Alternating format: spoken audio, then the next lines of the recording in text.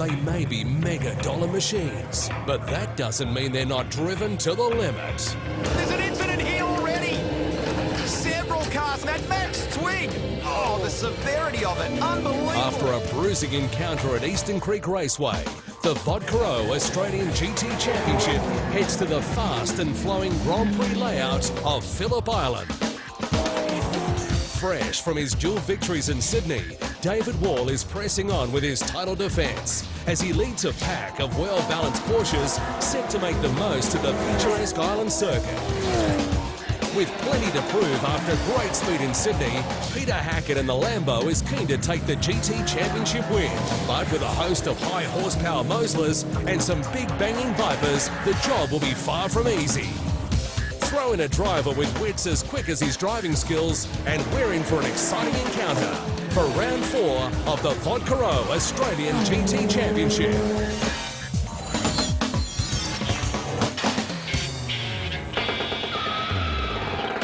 Hi everybody, welcome to Phillip Island for the 4th round of the championship. We're 2 hours drive south of Melbourne at the Grand Prix circuit, revered by racers everywhere. And Eric Banner has let his regular work in Hollywood take a back seat to follow his first love.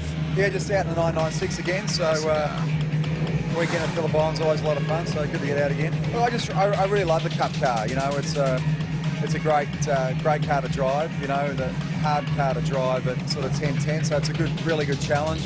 One of the few in the category still to have a H pattern. So I like to get into them about that. This is my favourite track, Phillip Island for sure. Probably the one I've done most of the racing at, so yeah, I think everyone always has a bit of respect for this place because, you know, it's so fast and flowing and there's so many places you can go up at high speed, but it's an amazing racetrack. Joining us in commentary is the DJR endurance racer, Warren Love. Phillip Island, a very fast-flowing and undulating circuit, very suited to these GT cars. Top speed approaching 270 kilometres per hour, but looking after tyres is going to be the key in these 1 hour races. Highlights from race 1 now, an hour-long encounter, as Warren said. David Wall from the front row making a great start to take the lead. Dean Grant slipped from 3rd place when both Hackett and Crick forced their way down the inside. However, it wasn't long before Grant reclaimed a spot with a forceful move on the Viper. Ross Lilly and Peter Hill diced hard with the big banging Dodge getting the straight line advantage. An issue with the rear hub forced Wall to the pits, handing the lead to Kondouris. Ash Samadhi put a move on Kevin Weeks with no success.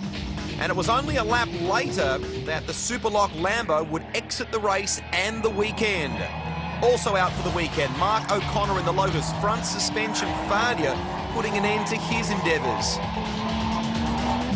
Max Twig fell off the road from a potential podium position, placing the battle after the pit stops between Dean Grant and James Kondouris. Hackett held the lead briefly, but a small error proved costly for the Lamborghini driver with a spin at Siberia.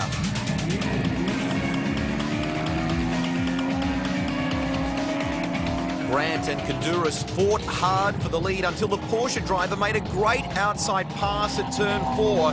Grant starting to struggle with problems with the paddle shift on his Mosler. Ash Samadhi exited the race in the dying stages. However, no one could touch James Kondouris, taking a comfortable win ahead of Dean Grant, with Peter Hackett completing the top 3, Max Twig eventually 4th, and Greg Crick in the Castrol Dodge 5th. The race was fantastic. For us to get to the lead was a really tremendous effort. Looks like we got a slow puncture right front's 26 PSI, so that sort of gave us a spin and we just had to bring it home from there. So I'm really happy, but looking forward to race 2.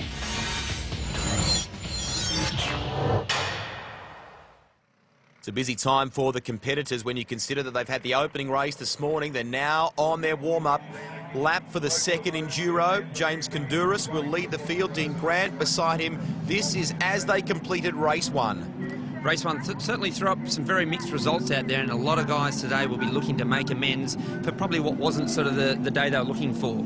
GT Challenge and GT production cars in the field, as well as the outright competitors. So a good field of cars here at Phillip Island. We see Mark O'Connor there, as mentioned earlier. Obviously, he's a non-starter in this race. Suspension dramas in the Lotus has put him out for the rest of the weekend. And the Melbourne Performance Centre team had a closer look at Grant's car, and they found some sort of air compressor problem with the paddle shift, which forced him to move back to the normal sequential in race 1. Hopefully that's sorted now. Rolling start here, James Kondouris to the left of your screen. Dean Grant to the right. They control the field. Now they unleash all that horsepower. Kondouris makes the jump. Peter Hackett looks like he's got a pretty reasonable start. Big speeds on the run to turn 1. Do it corner. Kondouris leads. From Dean Grant, sideways is Peter Hill. Has there been some contact there with Peter Hackett, I think it was? They're on cold tyres through turn 1. Mark Cini takes evasive action, but has got some damage by the looks of it. Oh, wow, that's frightening at turn 1. Definitely looked like there was contact between the two Lamborghinis out there. I'm pretty sure Peter Hackett got into the back of Peter Hill. Peter Hill had a great run down the outside and very disappointing start to the race. Some of the guys involved there are only just getting over the heart palpitations and the big outlay of cash after the dramas at the last round of the championship at Eastern Creek. Cini and, of course, Palmer preparing their cars for this round of the championship. The Mosler loses a spot, running on the slightly harder compound tyres compared to the Porsche. There's Hill's car at turn 1. Let's take a look at this. It looks like Peter Hackett gets boxed down on the inside there. Peter Hill gets a run down the outside, tries to go around, but there's just the smallest amount of contact, and that's what sets him on his way. The rest of the field, as you can see, start trying to sort of miss the car there. Someone going off to the right, cars are going off to the left. Even looks like Mark Cini down the outside. Contact with the Viper. That's what does the front end damage to his car. Ron Harrop has been brought in to be the driving standards advisor for this round. Will they be having a closer look at this? The view from Peter Hill's car, and at that stage, Warren, all you'd be doing really is looking out the window, hoping no one hits you. You see, David Wall does everything he can to miss it. Even off the start, these cars are still going to be around about 240 kilometres an hour on the run down to turn 1, so a very frightening moment there. A break and back with more.